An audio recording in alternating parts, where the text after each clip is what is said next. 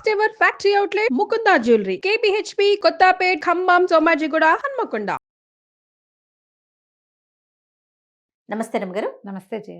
రమగారు, గురక అది ఎంత డిస్టర్బెన్స్ అంటే పాపం వాళ్ళకి ఏదో సమస్య వల్ల గురకొస్తుంది, కానీ పక్కన వాళ్ళకి అట్లా ఉండదు కదా రమ్మగారు. అవును. భలే ఇబ్బంది అనిపించేస్తూ ఉంటుంది పక్కన పడుకునే వారికి. నేను ఆ మధ్య ఒకసారి విన్నానండి, అబ్రాడ్లో అనుకుంటాను, గురక వల్ల వాళ్ళ హస్బెండ్కి డివోర్స్ అప్లై చేసుకుందంట అమ్మాయి. ఇండియాలో కూడా జరుగుతున్నాయి అవి. ఓయమ్మా. ఒక తమిళ సినిమా చూసాను నేను. అమ్మాయికి గురకొస్తుంది.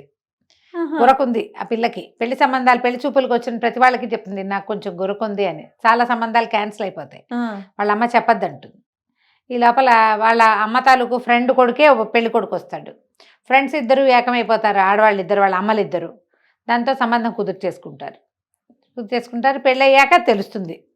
నిద్రపోకుండా ఉంటుంది ఆ అమ్మాయి. అదేమిటో సినిమా నాకు అసలు అర్థం కాదు. నిద్రపోకపోవటం ఎందుకు? అమ్మాయి గదిలో పడుకుంటుంది, వాడు పోయి బయట పడుకోవచ్చు కదా జనాలకు తెలియకూడదు.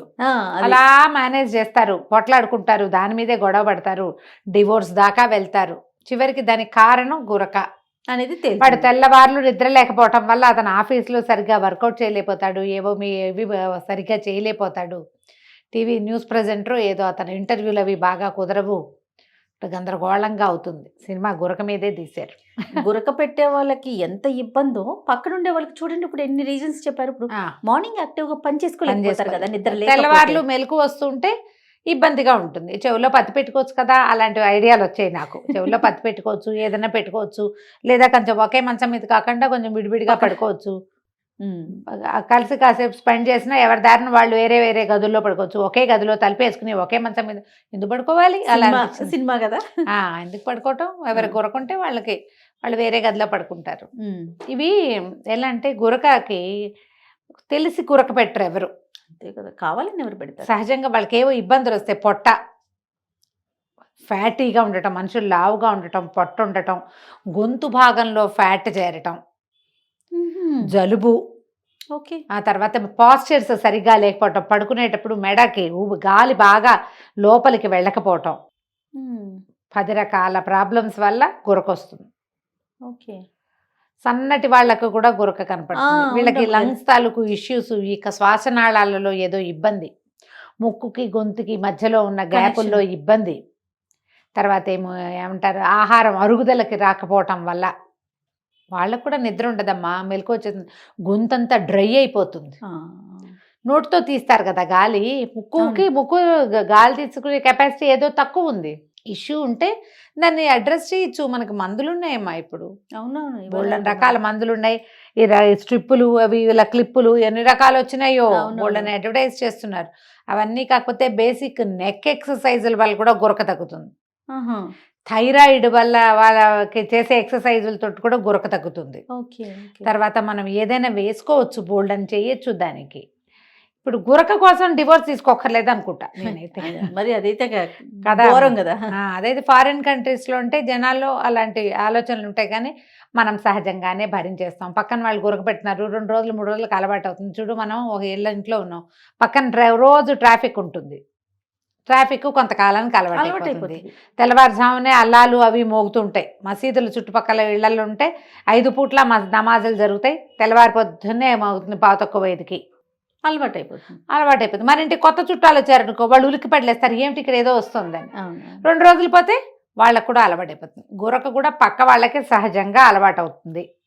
వీళ్ళు ఏదైనా నిద్ర పట్టలేని స్థితిలో ఉంటే గురక డిస్టర్బెన్స్గా ఉంటుంది. చక్కగా లేచెళ్ళి పగ్గదిలో పడుకోండి, చెవులో ఏమన్నా పెట్టుకోండి. ఇంత తీవ్రమైన గురక వస్తుందంటే ఎందుకు వస్తుంది? చంటి పిల్లలు కూడా గురక రావచ్చు. గాలి శ్వాసక్రియ సరిగ్గా నడవకపోతే, శ్వాసనాళాలు ఏవైనా నొక్కుకుపోతూ ఉంటే, ఎక్కువ చచ్చిపోయేంత నొక్కుకుపోవు, గాలి ఆడినంత నొక్కుంటే. అంతేగా. జలుబు బాగా ముక్కు మూసుకుపోతే, పిల్లలకి జలుబు చేస్తే ముక్కు మూసుకుపోతుంది, ఆ నోరు తెరిచేస్తారు, నోటితో గాలి తీస్తుంటే గురకొస్తుంది. అవును. పిల్లల్లో అయితే డాక్టర్ని చూడండి, పెద్దవాళ్ళలో అయినా కూడా డాక్టర్నే చూడండి. ఓకే. దీనికి బేసిక్ కొన్ని ఏదేంటంటే, ఎడం వైపుకి తిరిగి పడుకోవాలి. పక్కకి తిరిగి పడుకుంటే అంత గురక రాదు, గాలి సులువుగా ఆడుతుంది. ఇట్లా వెళ్ళకిలా పడుకుంటారు చాలా మంది, గమనించు. అవును, వాళ్ళ గురక ఎక్కువ వస్తుంది. లేదా బోర్లా పడుకుంటారు. బోర్ల పడుకుంటే గురక రాదు. రాదా రమ్మగారు? మంచిదేనా రమ్మగారు? చాలా మంది బోర్లా పడుకుంటారు. మంచి అంటే వాళ్ళ అలవాటు. ఇప్పుడు ఆడపిల్లలకి అలవాటు ఉందనుకో, ప్రెగ్నెన్సీలోను వాటిల్లోనూ ఇబ్బంది నిద్ర పడతారు. చాలదు, ఆ, నిద్ర సరిపోదు. పొట్టొస్తే అప్పుడు కూడా బోర్లా పడుకోలేరు, అప్పుడు హాఫ్ పడుకుంటారు, పూర్తి ఆ. బోర్లా పడుకోకుండా. చంటెప్పుడు పడుకుంటారు, హాయిగా గాలి ఆడుతుంది, ఆ, చంటి పిల్లల్ని మనం అట్లనే బోర్లనే బోర్లేస్తే పడుకోబెడతాం. హాయిగా నిద్రపోతారు సుఖంగా. మెడ పక్కకి పెట్టామంటే గాలి అందులోకి వెళ్తూ ఉంటుంది, సులువుగా ఉంటుంది. ఎడం వైపుకి తిరిగి పడుకోవటం ఒక బేసిక్ రూలు. ఓకే. గాలి బాగా ఆడుతుంది, హార్ట్ ఫంక్షనింగ్ బాగుంటుంది. తర్వాత ఒకవేళ మనం లావుగా ఉన్నామా, పొట్ట ఉందా, మెడ లావుగా ఉందా చూసుకుని ఏ కారణంతో వస్తుందో వాటిలలో ఉన్న అన్ని కారణాలని అడ్రస్ చేయడానికి ట్రై చేయండి. కొంతమంది పెద్దవాళ్ళు చెప్తారు తేనె తీసుకోండి పడుకునేటప్పుడు అని చెప్తారు. ఇప్పుడు తేనె తీసుకోమని చెప్దాం, మనం కూడా తేనె తీసుకుంటాం. తేనె తీసుకుంటే నోరంతా తీపి అవుతుందా?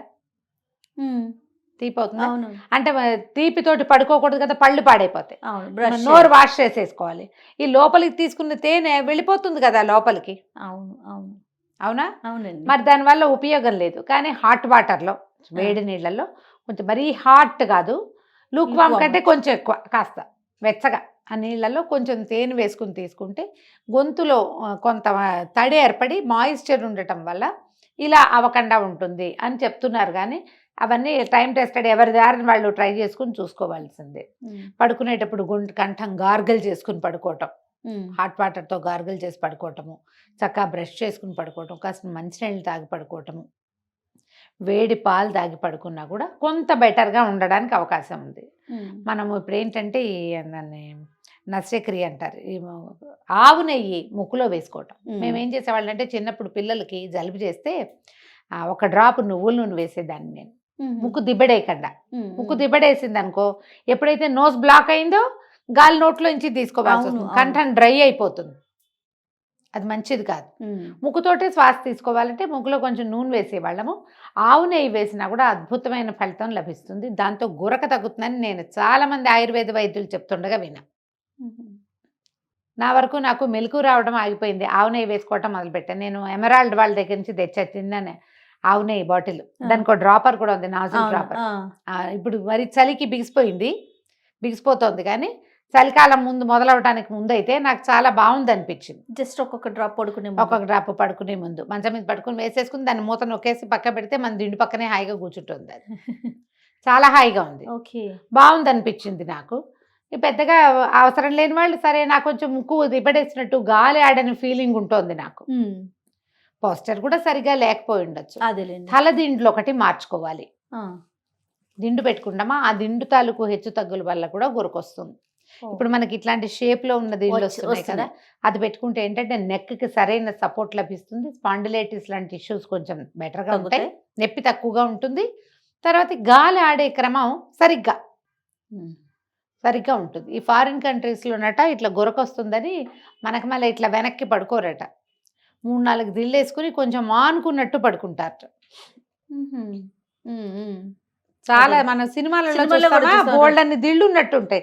అన్ని దిండ్లు ఎందుకు, 2 తలకట్లు ఎందుకు చాలవు అని అడిగితే మా ఫ్రెండ్ ఒకడు, అక్కడి నుంచి ఫ్రెండ్ తమ్ముడు, తను చెప్పాడనమాట, మరీ గాలి అట్టలేదు గురకొస్తుంది అలా అనిపిస్తే పూర్తిగా వాళ్ళకుండా ఇట్లా కొంచెం రిక్లైనింగ్ పొజిషన్లో పడుకుంటున్నాను, ఆ దిళ్ళు అందుకు ఉపయోగపడతాయి. అక్కడ అందరూ అట్లాగే పడుకుంటారు, చాలామంది అట్లా పడుకుంటారు, అప్పుడు గురక రాదు అని చెప్పాడు.